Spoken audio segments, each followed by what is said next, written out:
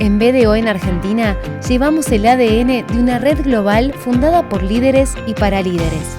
Brindamos servicios de auditoría, consultoría, impuestos, outsourcing y payroll, a través de nuestras oficinas en Buenos Aires, Rosario y Córdoba. Mientras haya personas con grandes sueños, el sueño fundacional de BDO está más vivo que nunca. ¿Cuál es tu sueño? Nosotros te ayudamos a alcanzarlo.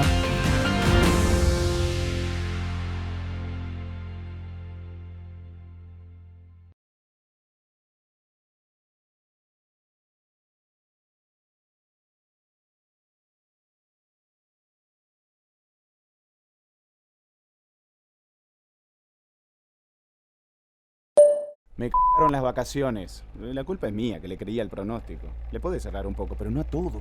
Ni a una le pegaron en toda la semana. Ni un día zafable. Al tercer día no aguantaba más. Me tuve que bajar. ¿Y qué iba a hacer? Compré a 195 el Blue y se desplomó. Ahora acá me tenés, abajo del ventilador. Hay peores pronosticadores que los del clima. Protégete con los que más saben de economía, finanzas y negocios. Cronista.com se renovó para mantenerte mejor informado.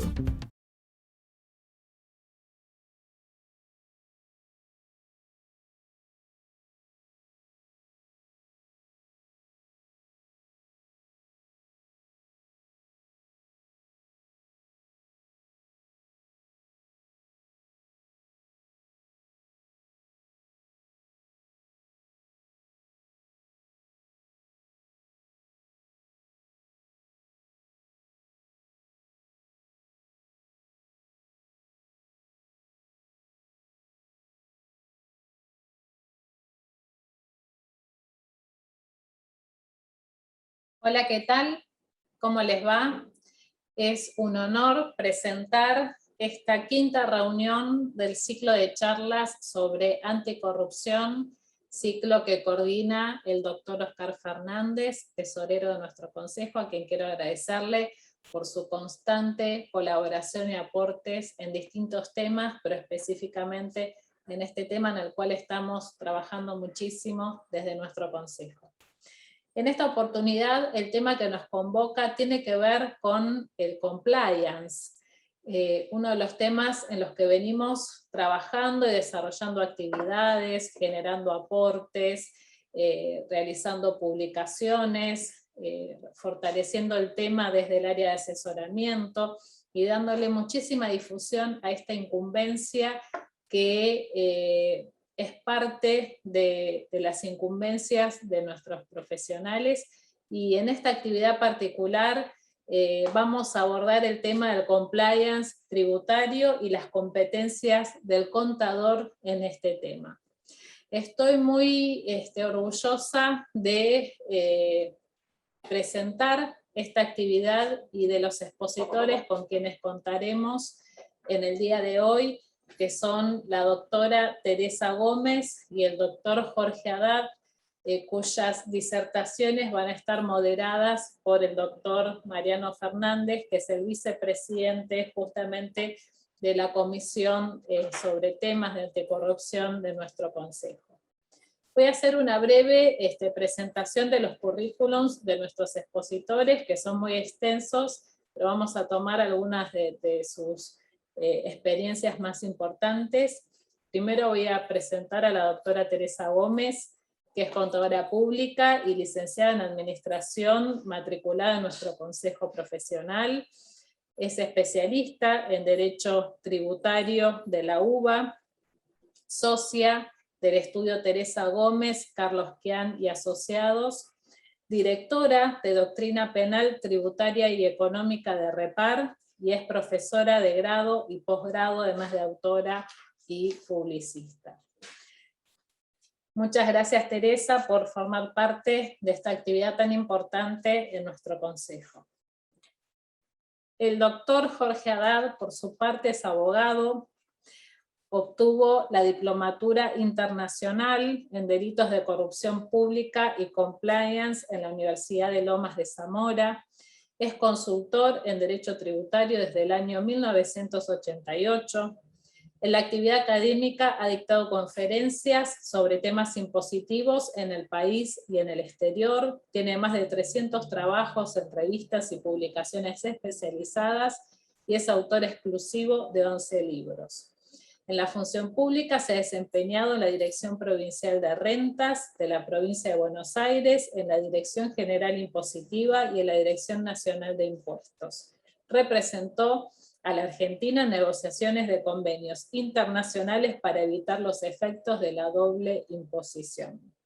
En la actividad docente fue profesor en la Facultad de Derecho de la Universidad de La Plata, en la UBA y en la Universidad de Belgrano, y es profesor actualmente en la Universidad de El Salvador, UADE, Universidad Nacional de Tucumán, del Litoral, entre otras.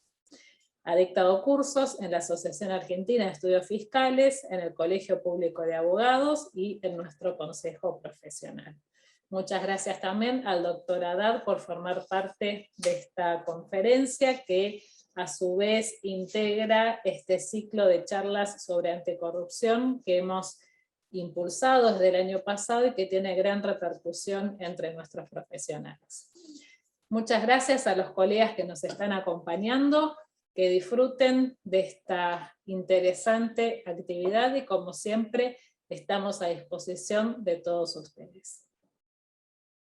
Buenos días, bienvenidos a otra sesión del ciclo de charlas anticorrupción, un producto, un servicio que tenemos creado desde el Consejo Profesional de Ciencias Económicas de la Ciudad Autónoma de Buenos Aires, específicamente desde la Comisión Anticorrupción.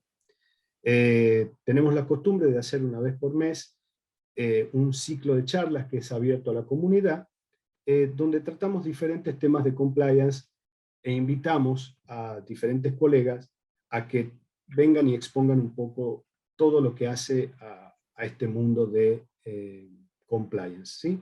El tema de compliance excede lo que es la anticorrupción, si bien por supuesto tuvo un empujón, por decirlo de alguna manera, a partir de la Ley de Responsabilidad Penal de las Personas Jurídicas. Pero como vamos a ver hoy, con estos destacados colegas, vamos a ver que excede mucho lo que tiene que ver solamente el tema de anticorrupción. A tal efecto tenemos invitada hoy a la contadora y licenciada en Administración Teresa Gómez, ¿sí? La cual es matriculada de la casa, experta en lo que hace a compliance tributario, que nos va a estar presentando acá, ¿sí? Y también tenemos al doctor abogado Jorge Enrique Haddad, experto en temas de derecho penal tributario, consultor tributario, también habiendo pasado por ambos por la actividad académica y el doctor en particular por la actividad pública, ¿sí?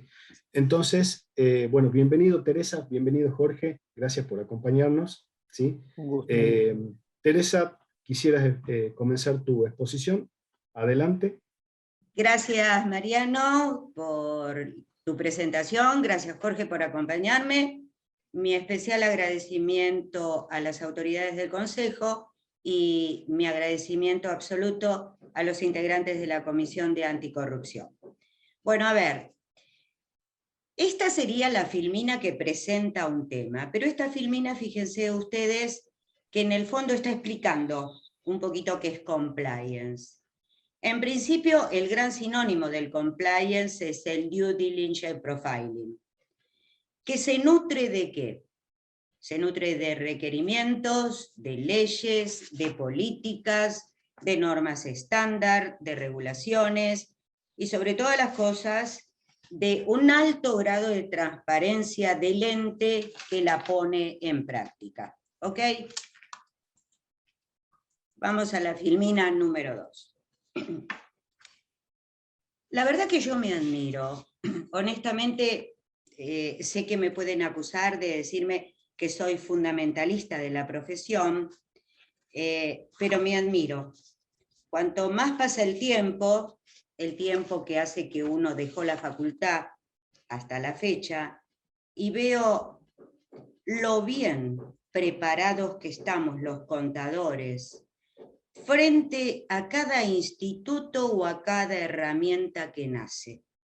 Es decir, nuestra facultad nos dio el herramental suficiente como para que a lo largo de nuestra carrera, tomando diversos cursos de especialización, ayornándonos día a día, no quedemos alejados. Esta frase es del doctor Daniel Vítolo, que vale la pena destacar, que es abogado, y que este artículo está escrito en el año 2016. Y fíjense lo que dice Vítolo, parafraseando a Casanovas Islas. Dice, el compliance o cumplimiento normativo es un instituto del derecho, de la economía, de las finanzas y de la administración, que consiste en establecer las políticas y procedimientos suficientes para garantizar que una empresa, incluidos sus directivos, empleados y agentes vinculados, cumpla con el marco normativo aplicable al régimen legal vigente. Y no tengo duda entonces que las incumbencias son compartidas. No tengo ninguna duda que la economía está presente. Y tampoco tengo duda que nosotros los contadores no debemos temerle aquellos roles, funciones nuevos que nos obliguen a interactuar con profesionales que tienen otro tipo de profesión. ¿Sí? ¿Qué es el compliance? Bueno, a ver, en Argentina el compliance tomó fuerza seria, yo creo que hace 2 años. ¿Sí? Si bien va a tener un nacimiento que el doctor Haddad va a explicar, unos meros antecedentes les cuento. Compliance es aquello que trata de identificar ex ante un riesgo que puede derivar en un delito ex post. Para quedar claros que no es una novedad, en el año 1970 en Estados Unidos, atento a los escándalos en el sistema financiero, nace la parte primaria del compliance. La OCDE, ya en el año 1997, que establece una lucha contra la corrupción de los agentes públicos, tiene otra avanzada, aporta determinadas aristas de lo que después fue conocido como compliance. Vale la pena destacar que nosotros no tenemos una norma IRAM, sí que avale el compliance.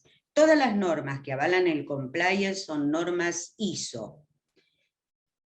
Pero estas normas ISO, vale la pena destacar que tenemos, por ejemplo, la del 2015, que es la 19.600, que establece ISO Sistema de Gestión.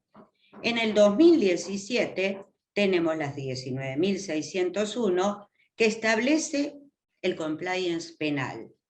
Y acá empieza a perfilarse lo que sería el compliance tributario, que legalmente nace a través de la ISO 19.602 en el año 2019.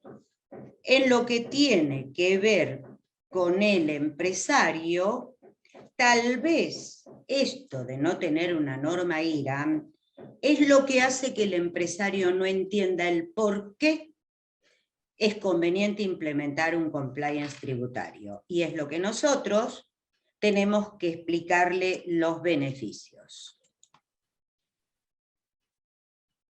Acá más doméstico, sin tanta normativa.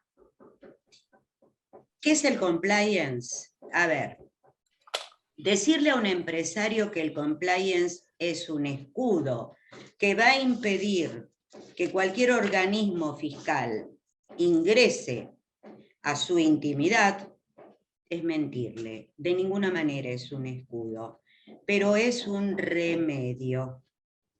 No tengo duda, en esta época pandémica, que estamos hablando de que el compliance tributario es una vacuna. ¿Es una vacuna contra qué? Contra aquello que resulta de enorme facilidad para el organismo fiscal en decir, esta empresa es dolosa, ¿sí?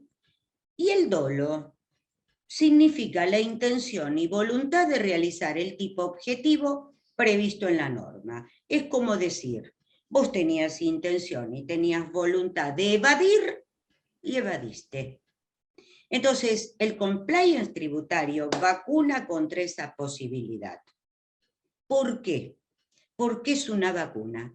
Porque demuestra diligencia debida por parte del ente contratante, diligencia debida empresarial.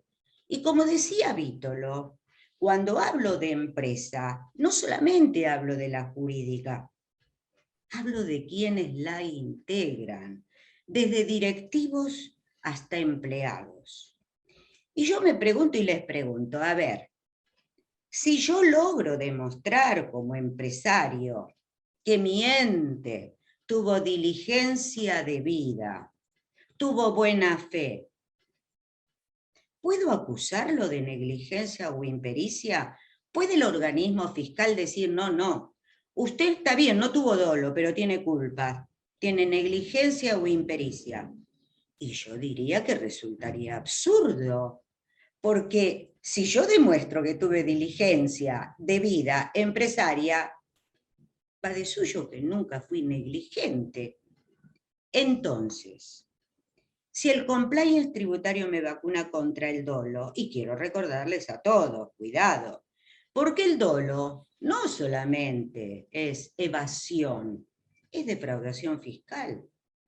El dolo se presume en el artículo 47 de la ley 11.683.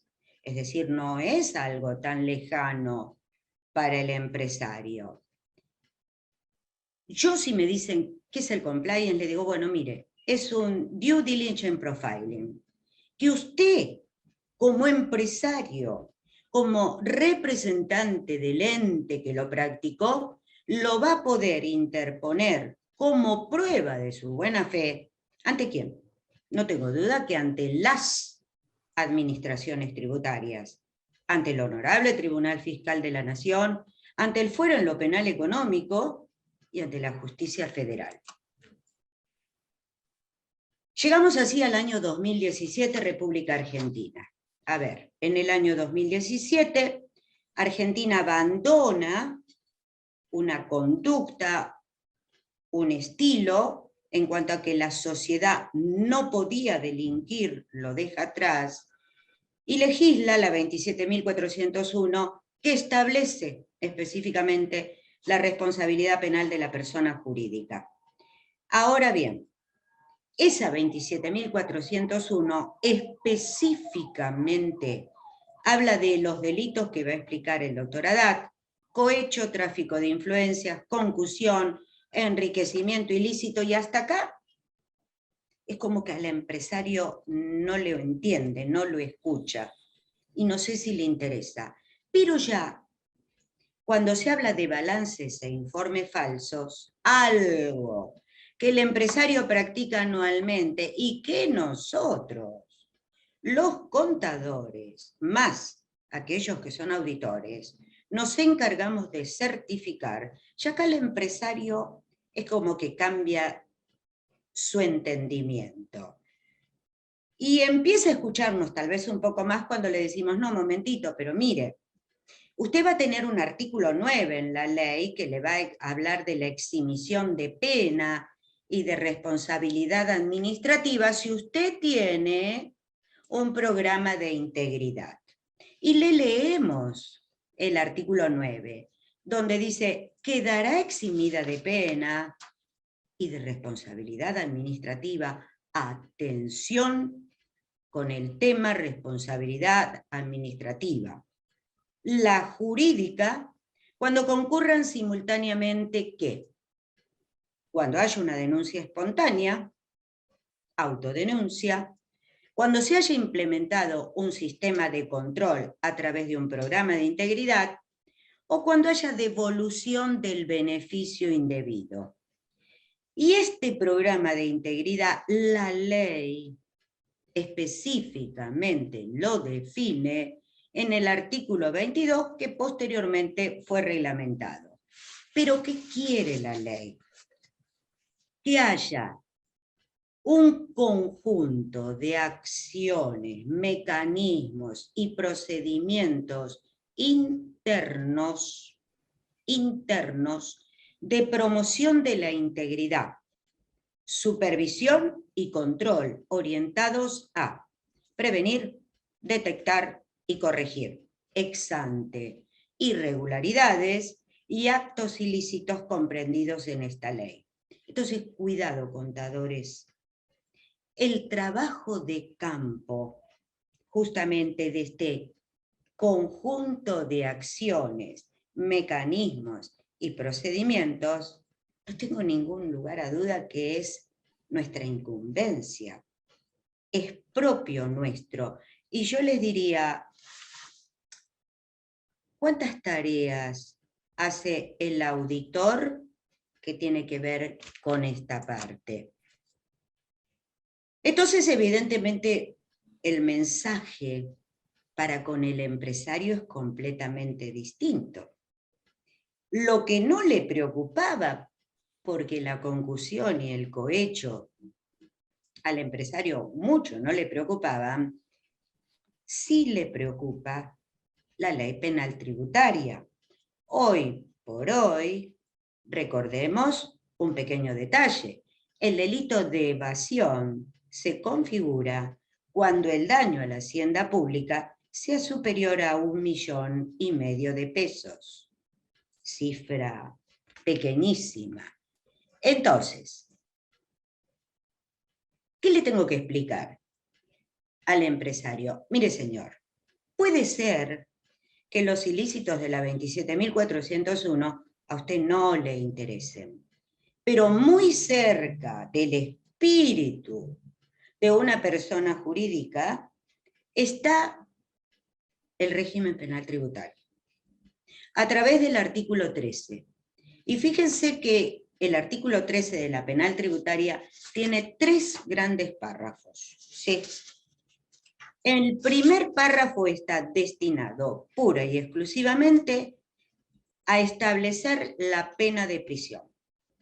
Pena de prisión que va a ser aplicada a directores, gerentes síndicos, luz roja para la profesión, miembros del Consejo de Vigilancia, administradores, mandatarios, representantes o luz roja para la matrícula, autorizados, agrego yo, formulario 3283, que hubiesen intervenido en el hecho punible.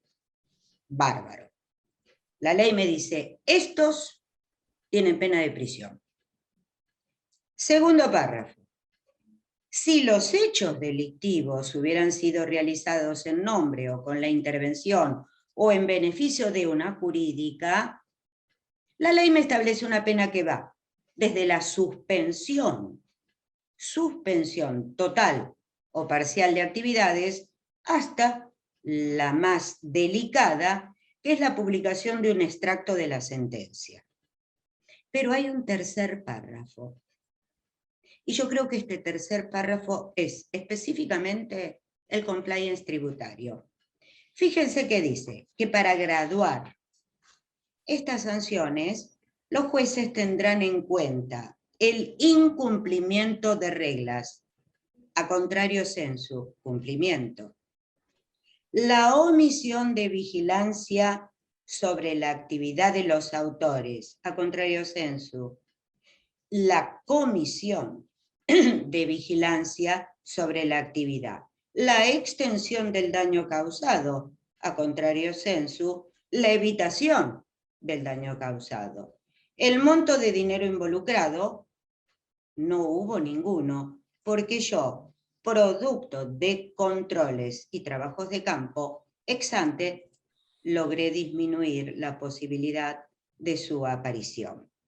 Entonces, si la 27.401 al empresario no le interesaba, sí le interesa estar en el tercer párrafo, pero de manera inversa. ¿Sí? A ver, los contadores. ¿Es tan lejano para nosotros el compliance tributario? Y yo les diría que no. Forma parte de nuestra esencia.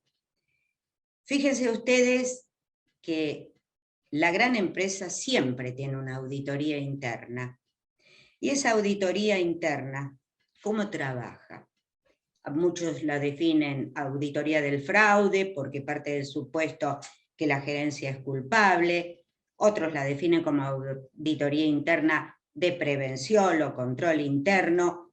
Pero el auditor interno está trabajando para salvaguardar todas las responsabilidades desde la gerencia para arriba, ¿sí? Previene el fraude. Entonces, ¿forma parte de nuestras incumbencias? ¿Qué pasa cuando me voy al control tributario? Estamos hablando de los lobos de impuestos, de los liquidadores, de los tributaristas, que tienen que enfrentarse nada más ni nada menos que con 43 impuestos nacionales, 39 provinciales, 85 municipales y con 25 administraciones tributarias. La cantidad de los impuestos puede ser modificada en cualquier momento. ¿Y qué pasa con el control penal? Y bueno, pasa lo que pasa, que la 27.401 legisló a partir del 2017 y dice, la jurídica va a ser responsable de impedir el cohecho, el tráfico de influencias, las negociaciones incompatibles, la concusión, el enriquecimiento ilícito y el delito de balance falso. Quiere decir que dentro de nuestras incumbencias no es solamente el tributario el que me interesa también el penal. Un balance falso provoca una catarata de responsabilidades. ¿Por qué lo construyo? ¿Qué le digo al empresario? Bueno, mire señor, ¿sabe qué estamos haciendo? Estamos preconstituyendo prueba. ¿De qué? De la buena fe de la persona jurídica, que es la empresa la cual usted preside. Y esta prueba preconstituida, usted la va a utilizar ante 25 administraciones tributarias, el Tribunal Fiscal de la Nación, el contencioso administrativo y el penal económico. Entonces usted está trabajando un ex ante para tener la prueba de la buena fe de la empresa de la cual usted es presidente. Y si la empresa tiene buena fe, sería ilógico que quienes la integran en los puestos directivos, por lo menos, obraran a contrario de esa buena fe. Bueno, entonces, ¿cómo demostramos la buena fe del ente contratante? A ver, estamos hablando de trabajo de campo, estamos hablando de un trabajo el cual estamos acostumbrados a hacer, no sería nada novedoso para nosotros. Evitar las omisiones de presentación de declaración jurada o evitar que se presenten fuera de término. Esto de evitar la presentación de declaraciones juradas fuera de término muchas veces y en muchas oportunidades no es un problema ni de la empresa ni del contador, sino que nosotros debemos lidiar con la web de la AFIP, ¿sí? Muchas veces el tema del fuera de término es una consecuencia directa de los problemas que tenemos a nivel de la web de la AFIP. Pero sí podemos evitar la incorrecta liquidación de los tributos, algo a lo que estamos acostumbrados. Evitar que la empresa omita actuar como agente de retención o percepción. El supuesto más grave es evitar que la empresa no deposite lo retenido, lo que se llama apropiación indebida en materia de retenciones, tanto impositivas como de la seguridad social. Evitar la utilización de facturas apócrifas.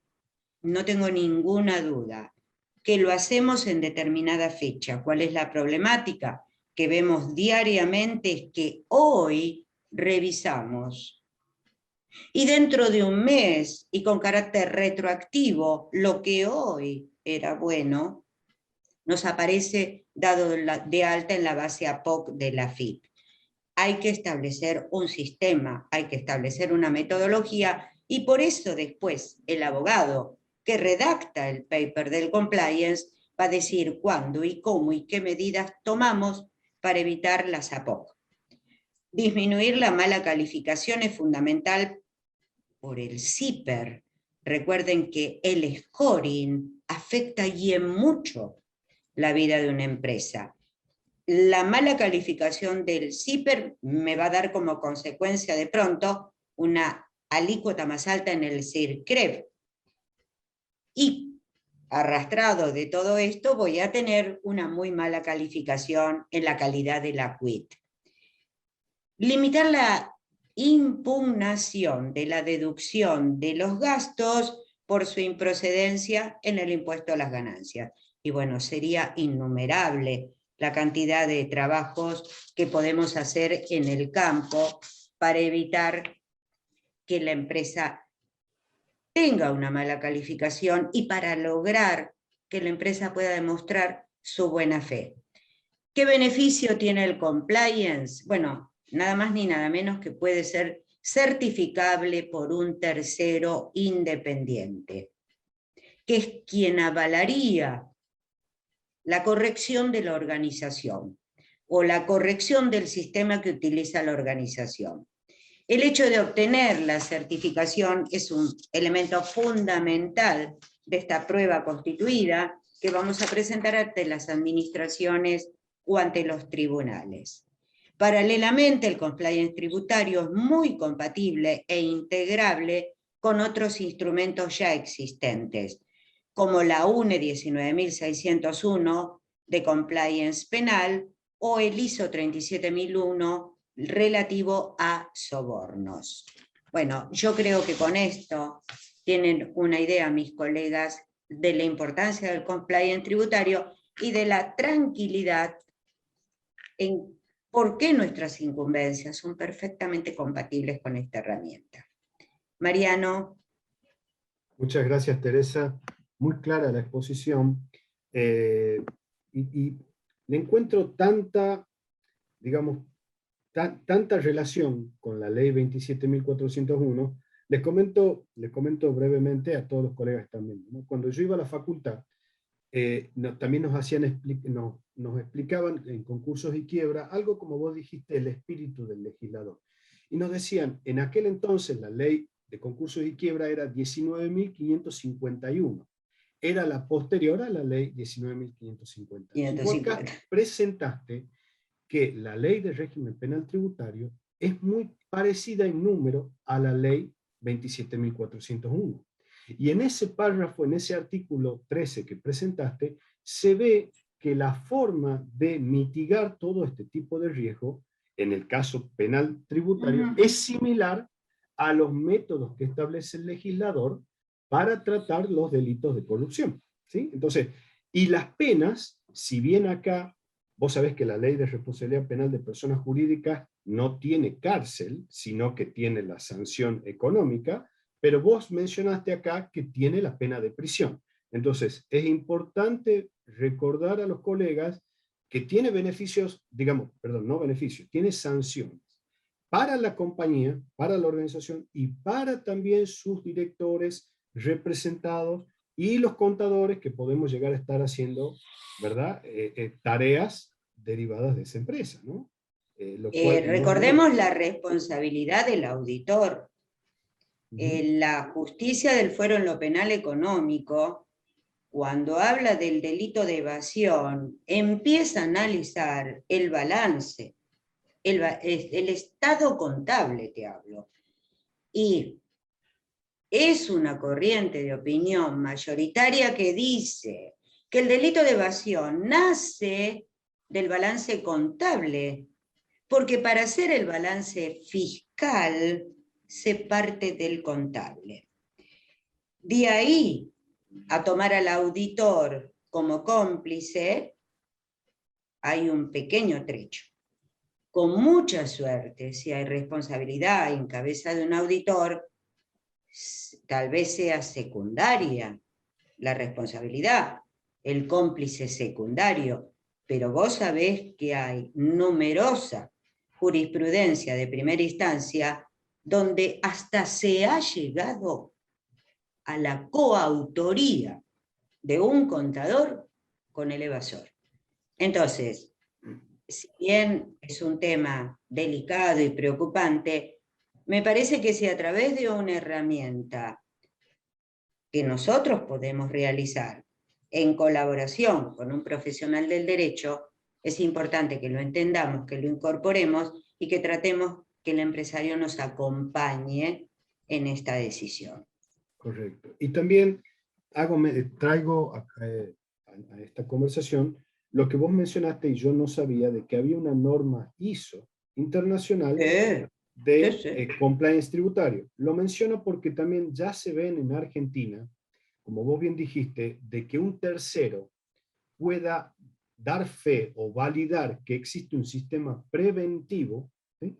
Entonces, te comento también, Teresa, que así como existía la 37.001, acaba de salir el mes pasado, si no me equivoco, la de compliance general, que reemplaza la 19.600, que es la 19.301. Entonces, sobre todo en Argentina, que uno tiene, como vos mencionaste, 25 jurisdicciones diferentes. Leyes que parece, me acuerdo de algunos colegas que decían que tenían que leer el boletín oficial todas las mañanas antes de leer otro diario. Todas. Actualizado, ¿sí? Entonces, con tanta variedad de cambios normativos en cuanto a las leyes, ¿sí? Y pareciera que no solamente que cambian, sino que cada vez son más, ¿no? Entonces, ¿qué importancia toma un sistema preventivo de gestión de los aspectos tributarios de una organización, ¿no? O sea, toda una dimensión particular. Y qué importante es que nosotros, como contadores, entendamos que estamos capacitados, que tenemos incumbencias, no solamente para ayudar al empresario y al CEO, sino para que a través de ese herramental, de ese sistema, también los riesgos del ejercicio de nuestra profesión sean menores, ¿sí? No te olvides que la penal tributaria agregó la palabra autorizados y que los autorizados casi siempre, los que estamos en el 3283 de la AFIP, somos contadores, ¿sí? Claro. Somos contadores. Entonces, usemos nuestras incumbencias para nuevos roles, tareas que paralelamente ayudan al empresario y a nosotros mismos. Perfecto. Muchas gracias, Teresa. Gracias por tu exposición muy clara. Y te esperamos, por supuesto, en la Comisión Anticorrupción cuando desees. Seguro. ¿Sí?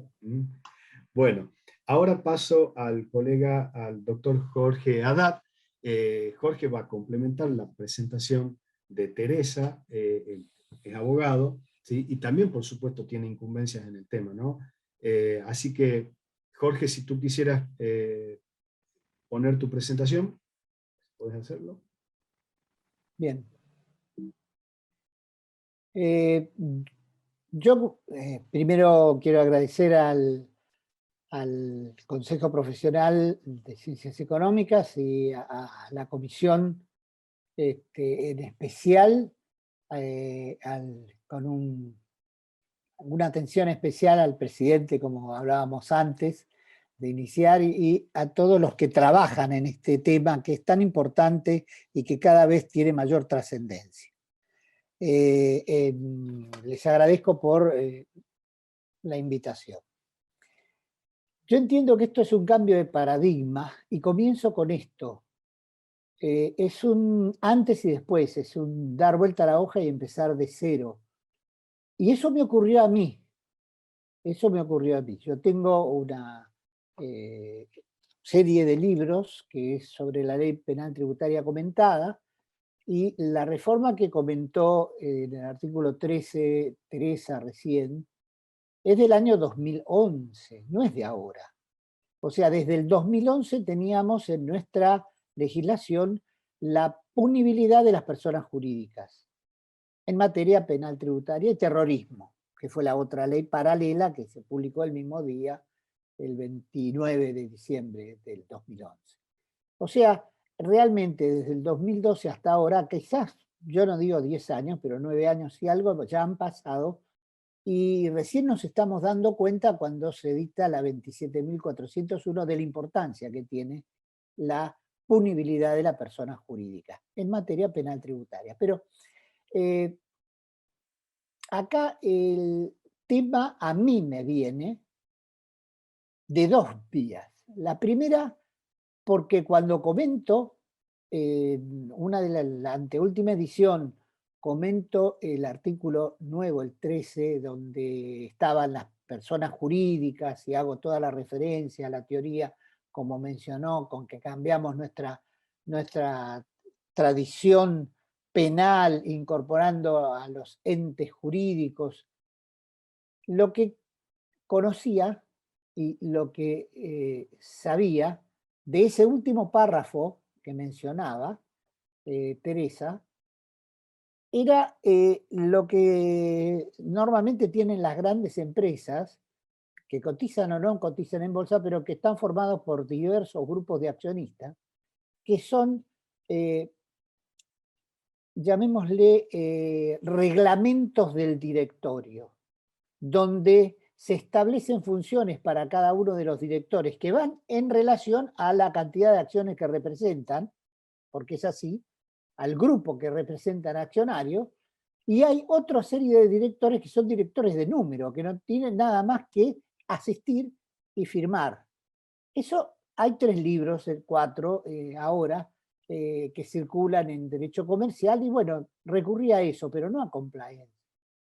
No tomé conocimiento del compliance, que también está como pautas para graduar la sanción que debe tomar el juez penal económico, porque las que tiene son para personas humanas en el Código Penal. No existían pautas, entonces tuvieron que colocar. Y esas son las pautas para que el juez gradúe la sanción. A mí me cambia el esquema cuando, siendo presidente de una empresa, uno de los clientes importantes de la empresa manda un formulario un año que había que llenarlo y no entendíamos lo que estaban preguntando. La gerencia y todo el resto nos reunimos en reunión de directorio y respondimos lo que sabíamos, lo que pudimos, y le aclaramos que respondíamos lo que podíamos responder realmente. Al año siguiente no nos mandan ningún formulario, nos mandan una consultora que nos hace un compliance con sistemas meta, porque es un sistema, auditorías meta también se la llama, que es exclusivo para aquellas empresas que tienen productos alimenticios. Tienen un sistema mundial, las grandes empresas coordinaron que tienen este sistema. Vino y nos hizo un compliance completo. Y ahí tomé conocimiento de lo que era compliance, personalmente, porque yo no puedo recibir ni una atención ni nada sin informar al directorio y al officer compliance de la empresa de que me regalaron una botella de vino o que me invitaron a almorzar. Ese tipo de cosas que no tiene que ver con lo tributario, pero que tiene que ver con lo que es compliance, con el control del soborno, de la corrupción y del cohecho, etc. Empiezo a analizar el tema y resulta que, bueno, las exigencias que tiene el compliance en un país como recién lo mencionó claramente Teresa, con la cantidad de organismos de recaudación, con la cantidad de impuestos municipales, provinciales, crearse obligaciones propias es por lo menos suicidarse o ser totalmente innecesario para un país como el nuestro, que encima tiene como mínimo un 35% de la economía en negro. Entonces, ¿de qué estamos hablando de compliance acá, tributario o compliance fiscal? Sin embargo, sigo analizando y me encuentro con que la OCDE tiene, tanto ella como los países miembros, un estatuto del contribuyente. Yo recuerdo la reforma del 17, que tuve varias reuniones con funcionarios para que modifiquen algunas cosas en la 11683, y después de masa generoso, recién se pudo incorporar el error y se pudo establecer que las presunciones no son válidas para denuncias penales. Hubo que esperar casi 30 años, 35 años para que la administración acepte el criterio de la jurisprudencia y lo incorpore en la legislación. No somos una reacción, ni tenemos un estatuto, que no se pueda aplicar la analogía, que eso recién se incorpora en el 17 cuando la OCDE tiene un estatuto del contribuyente. España tiene un estatuto del contribuyente y tiene un manual de buenas prácticas para el organismo de recaudación. No solo, uno sabe cuánto va a durar la inspección, quiénes van a ser los que están en la inspección. Eso se avanzó también un poco acá. Pero no estamos ni en comparación con ellos. Nuestra legislación no tiene ni igualdad y fundamentalmente nos cambian la carga de la prueba. La prueba es lo fundamental en lo que nosotros, los abogados que nos dedicamos, que tenemos la otra cara. Yo digo siempre que los impuestos tienen dos caras. Uno es la parte contable y otra es la parte jurídica, pero es la misma moneda. Acá no cambiamos de moneda. La necesidad de hacer y de tener la prueba en el momento que se están realizando las operaciones, en la experiencia de casi varios años, décadas de trabajar tanto en la administración, en organismos dos, estuve de recaudación acá y uno en el exterior, trabajando y estudiando. Y del otro lado del mostrador, como digo, defendiendo a los contribuyentes, acá la necesidad de la prueba es imperiosa. ¿Por qué? Porque no se invierte en la carga de la prueba.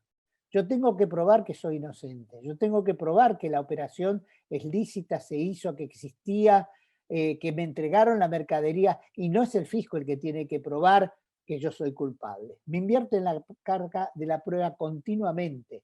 Y esto es nuestro país. Entonces, ¿qué es lo que esto es más o menos lo que estoy diciendo, qué es lo que uno tiene que buscar? Tener una certeza en mi actuación, crearme mi propia seguridad jurídica, porque el Estado no me la da y las leyes tributarias no me la dan, y tener elementos suficientes para una defensa real en cada caso. Normalmente, como hay gran evasión, se termina, como decimos nosotros, discúlpenme, se termina cazando en el zoológico. O sea, los contribuyentes que pagan son los contribuyentes que reciben inspecciones, son los contribuyentes a los cuales le hacen ajustes, les cambian los criterios, etc. El programa de compliance tributario es una exigencia que es voluntaria y se incorpora cumpliendo en primer lugar la normativa vigente.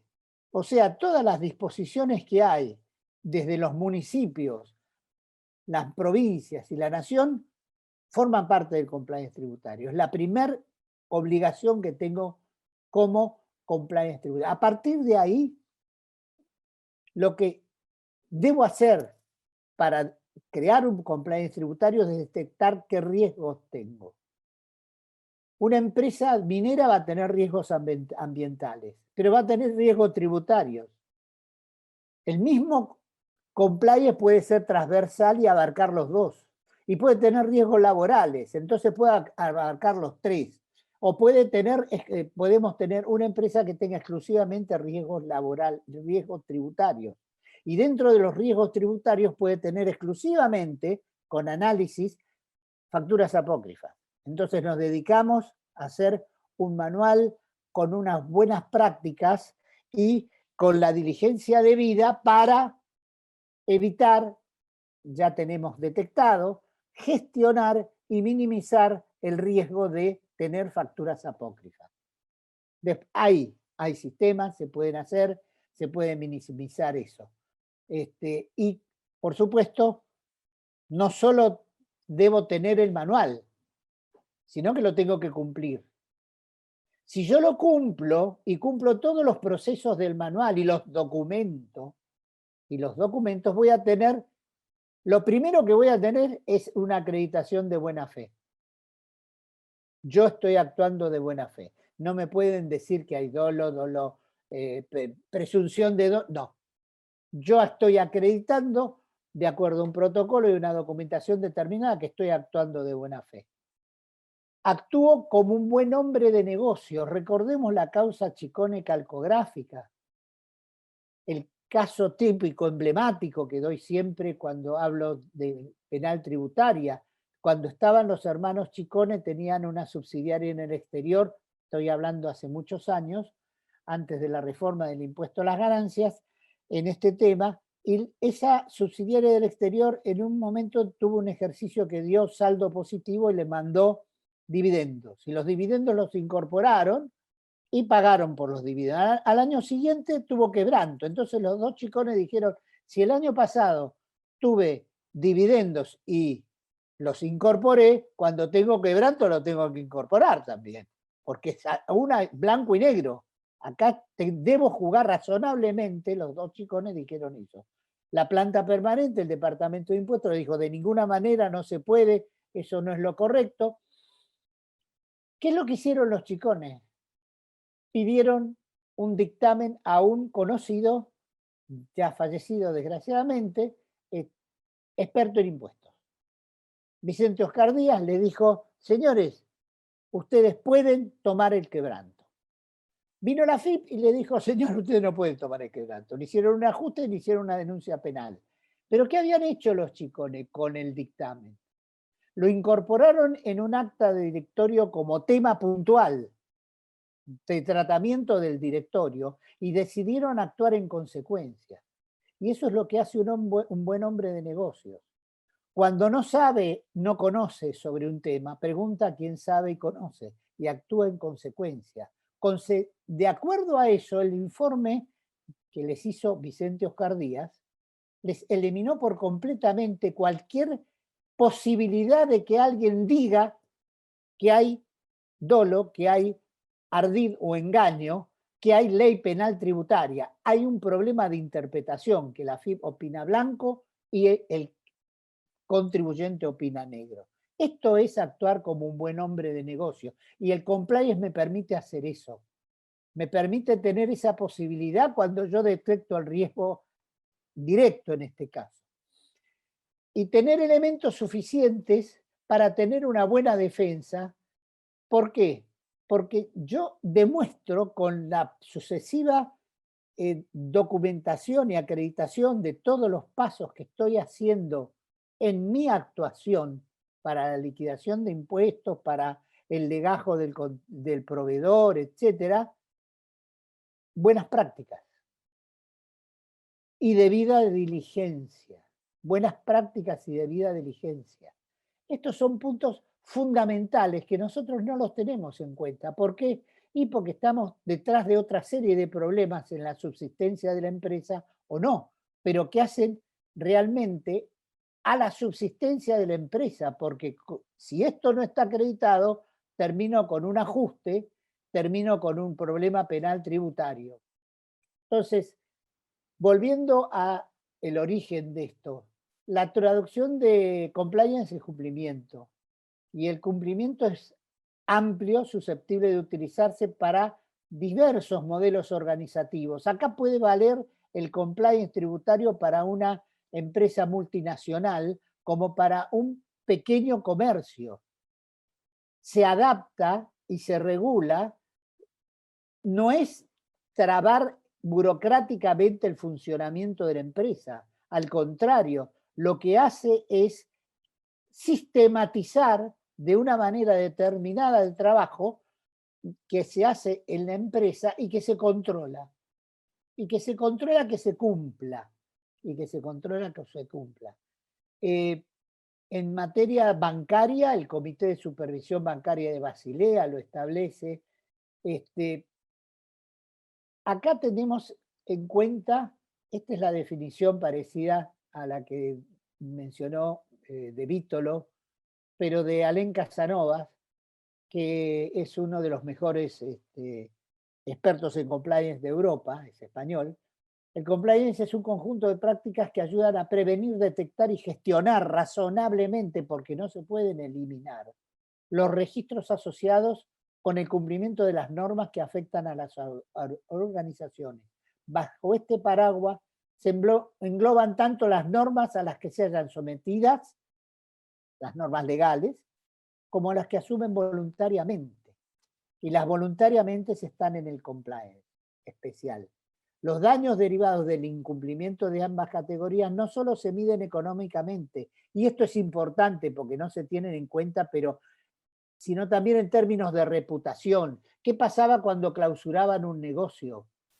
Recordemos, se ponían carteles los dueños diciendo que era un problema, que no era un problema de la mercadería, que no era un problema de estafa. Se empezaban a romper la vereda para que no vean el cartel. ¿Por qué? Por la reputación. Esto ocurre y sigue ocurriendo acá. Ya no es tan simple que la honorabilidad o la reputación de la empresa caiga así por un problema penal, por un problema infraccional en el caso de las clausuras, o por un problema, como estamos hablando, en el común de las empresas. ¿Por qué se debe aplicar? Primero por la 27.401, que es penal tributaria, que lo explicó Teresa. De los 6 delitos hay uno, que es el balance falso, que va directamente a nuestra materia tributaria. ¿Por qué? Y el tema de los cuadernos lo demostró claramente. Si habían pagado sobornos o no y declararon que pagaron sobornos, está en los balances. Y si está en los balances, quiere decir que nadie le da facturas ni recibo por un soborno. Hicieron facturas apócrifas. ¿Cuál es la otra forma de hacerlo? Es muy simple, lo que declararon algunas empresas, muy pocas. A mí se pagó, yo pagué, pero no pagó la empresa. A mí me dieron dividendos anticipados y los accionistas fueron y pagaron. Con lo cual liberaron a la empresa, no se liberaron ellos. Tengamos en cuenta eso. Personalmente sí. Y de la otra forma, entra la empresa y el directorio, los responsables de actuar y de controlar o que cometieron el delito. Y lo mismo ocurre en materia tributaria. La 27.430 es el parámetro, la ley Nuevo Régimen Penal Tributario es el parámetro exacto, igual, que me permite a mí excluirme de la punibilidad. ¿Por qué? Porque lo tengo acreditado, porque lo tengo probado. Acá están los delitos, fijémonos: cohecho, negociaciones incompatibles, conclusión, enriquecimiento, pero balances e informes agravados, yo digo que es el punto de conexión con la ley penal tributaria, como recién lo explicaba. ¿Qué principios podemos decir que tenemos en el compliance? Primero, la subordinación a la ley. Segundo, la proporcionalidad, como recién les comentaba, tanto una empresa chica como una multinacional. Tercero y fundamental, la detección, prevención, gestión de riesgos. Tenemos que saber cuáles son los riesgos y de ahí empezar a gestionarlos. Y gestionarlos y de una forma muy clara. Esto nos trae como consecuencia la transparencia. La transparencia en todos los procesos nuestros va a estar documentada, entonces yo no tengo posibilidad de hacer algo que sea opaco. La opacidad, como hablaba en su momento la FIP, acá desaparece porque es una actitud y actividad netamente transparente, y es uno de los principios que tiene el compliance. El otro es la mejora continua en los programas. ¿Por qué? Porque se van conociendo errores, se van conociendo algunos problemas, se van detectando algunas situaciones en las cuales el programa preestablecido no soluciona ni gestiona debidamente el problema. Por consiguiente, lo que hay que hacer es un continuo control de las mejoras. Y eso es así. Y eso es importantísimo porque está en continuo movimiento y en continuo mejoramiento. En continuo mejoramiento estamos.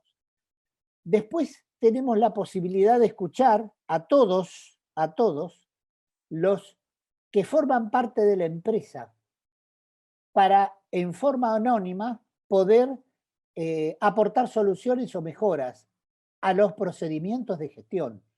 Pero no solo es a los procedimientos de gestión, porque cuando uno comienza, y lo que sucedió en la empresa que estaba, resulta que había uno de los funcionarios que,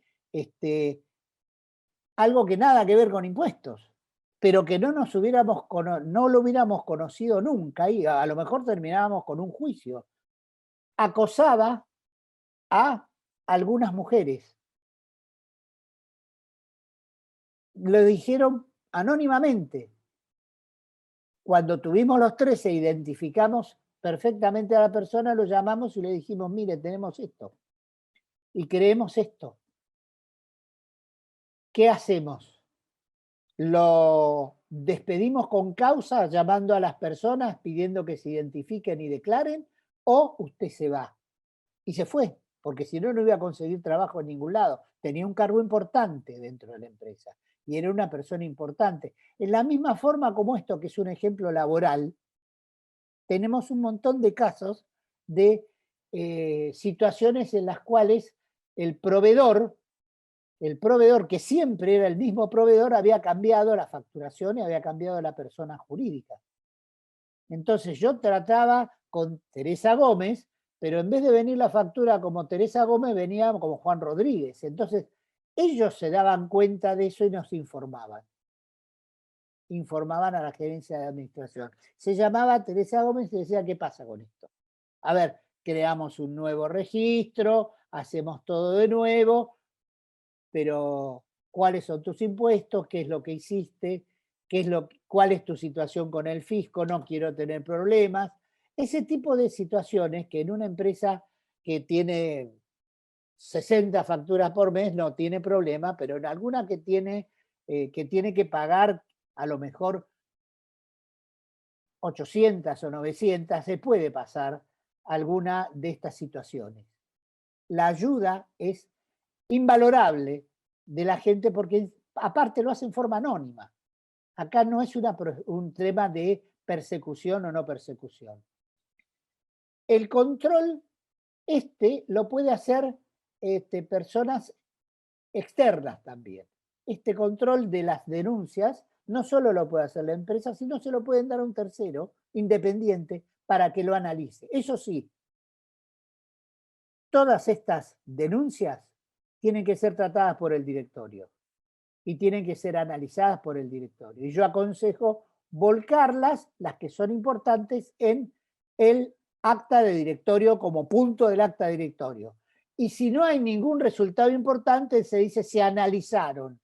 Pero como punto del acta de directorio de la reunión mensual, es un tema a consignar. Por ejemplo, siguiendo la experiencia y lo que mostró Teresa, esto es en España, no es acá. Puede ser un elemento de prueba para demostrar ante la agencia tributaria o los tribunales la voluntad de la organización de la empresa de cumplir con todas sus obligaciones fiscales. Tengamos presente que yo muestro la voluntad y la demuestro la voluntad, porque no solo la muestro, la demuestro. Y así sucesivamente con estas consecuencias que son similares a las que mostró y demostró del SICREV y de las consecuencias que puede tener una actividad realizada en forma pautada con respecto a otras situaciones en las cuales no estamos en esas condiciones. Estoy a disposición para cualquier inquietud que tengas, no tengo problema. Gracias, Jorge. Muy contrario. amable y muy claro. Todos los conceptos que trataste se han vuelto, digamos, materia de nuestra conversación en la Comisión de Anticorrupción y encontramos, por supuesto, muchísimas similitudes, pero lo que expusieron ustedes hoy, Teresa y Jorge, es toda una dimensión muy particular.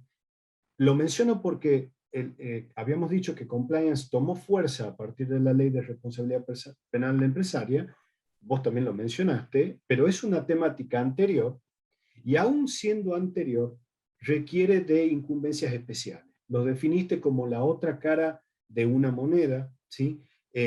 Teresa habló del herramental que tenemos los profesionales, ya sea de ciencias económicas y en tu caso, por supuesto, los abogados, pero es importantísimo, fíjense, los temas tributarios son una gran materia de compliance, una gran materia de cumplimiento. No es lo mismo ser preventivo que ser reactivo. No es lo mismo mencionar que uno tiene un manual, una forma de hacer las cosas y que obra, o al menos intenta actuar con transparencia, ¿sí? No es lo mismo hablar o poder lograr evitar el dolo, como mencionaste el ejemplo, de decir, puede haber diferencia de criterio, pero fui asistido por un profesional que me dio su opinión, podemos diferir de la opinión, pero no teníamos ninguna intención de ocultar nada. Entonces, son cuestiones importantes porque también lo menciona en la ley penal tributaria, como en la ley de responsabilidad penal de personas jurídicas, de la graduación de las penas, ¿sí? Claro. Con un criterio que se lo deja al juez, porque no nos da la ley en ese sentido una tabulación específica de qué llevaría a tal digamos, sanción, ¿no? Exacto. Así que, bueno, estimada Teresa, estimado Jorge, gracias por su tiempo, gracias por la voluntad de venir a mostrarnos también cómo dos profesiones pueden trabajar en forma coordinada y complementaria, como es la del contador y el abogado. Tenemos cada uno nuestras herramientas, pero podemos, como dijo Jorge, abordar las dos caras de la misma moneda, ¿sí? Y siempre desde una forma preventiva, ¿no? Yo tengo que decirte, Jorge, que uno por ahí ve con un sesgo al abogado diciendo de que viene tarde, y evidentemente no es así. Nos lo explicaste muy claro, ¿sí? Y también es una invitación a la gran cantidad de colegas profesionales que trabajan en el ámbito tributario e impositivo, que es uno de los grandes aspectos donde nosotros asesoramos, a que vengan y se capaciten en esta temática que tiene que ver con el compliance tributario, ¿sí? No es lo mismo actuar preventivamente que reactivamente, no es lo mismo hacerlo con una metodología, ¿sí? Que hacerlo tarde. Sobre todo lo menciono porque en nuestro país, con semejante carga tributaria tan cambiante y todo, puede ser todo un desafío, pero no quita a que podamos llevar también transparencia y prevención en el ámbito tributarista, ¿sí? Así que bueno, Teresa, Jorge, muy agradecido. Hasta la próxima. Muchísimas gracias a ustedes por invitarnos, y por mi parte a mis colegas, dos mensajitos muy cortos. Primero, tener presente que hay nuevos procedimientos que se adaptan perfectamente a nuestras incumbencias. Segundo, son procedimientos que ayudan de alguna manera a menguar la cantidad de responsabilidades que están en cabeza del profesional en ciencias económicas. Y por último, no le temamos a los equipos. Los equipos siempre dan muy buenos resultados. Te agradezco, Mariano, y agradezco a la Comisión de Anticorrupción. Jorge, un placer haber compartido contigo, como siempre, y quedo a disposición de ustedes. Para mí también, Teresa, un gusto haber compartido contigo, y agradezco la invitación del Consejo y de la Comisión Anticorrupción. Espero que haya sido útil esto y demostrativo. Vuelvo a decir, actividad coordinada, complementándonos, porque si no, el futuro es hoy. Se nos vino ya encima el futuro. Entonces, tengamos cuidado con eso y no perdamos tanto tiempo en discusiones inútiles de incumbencia, no incumbencia. Acá hay que trabajar conjuntamente en función de un producto y una solución para un problema grave que tenemos en nuestro país. Gracias.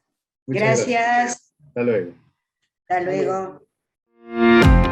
En BDO en Argentina llevamos el ADN de una red global fundada por líderes y para líderes. Brindamos servicios de auditoría, consultoría, impuestos, outsourcing y payroll, a través de nuestras oficinas en Buenos Aires, Rosario y Córdoba. Mientras haya personas con grandes sueños, el sueño fundacional de BDO está más vivo que nunca. ¿Cuál es tu sueño? Nosotros te ayudamos a alcanzarlo.